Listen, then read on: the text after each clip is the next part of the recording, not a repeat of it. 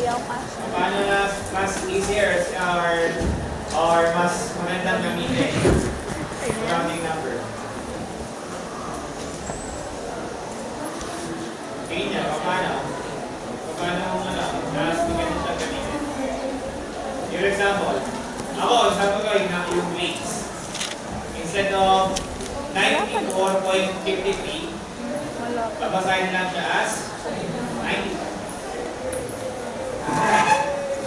Ako. Okay, o sige. Ano ba? Okay, example. Meron to. Paano siya mas madaling gamitin? Kung sa grades. Kaya ba ba? Ano ba na nagkakaroon ko? Ginagamit yung counting points. Kung sa grades.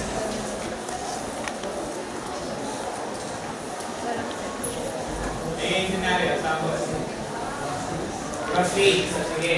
O, pwede.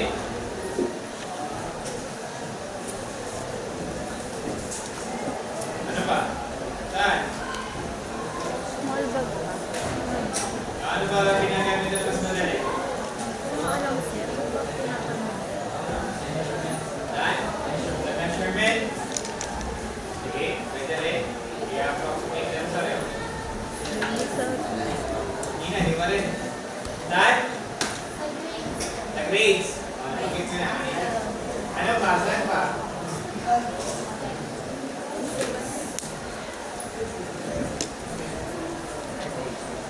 Converting?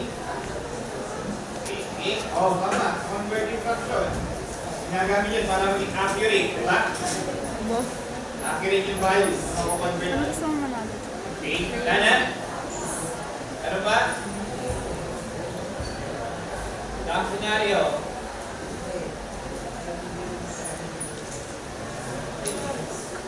O, pag nag-approximate, pagka merong ano,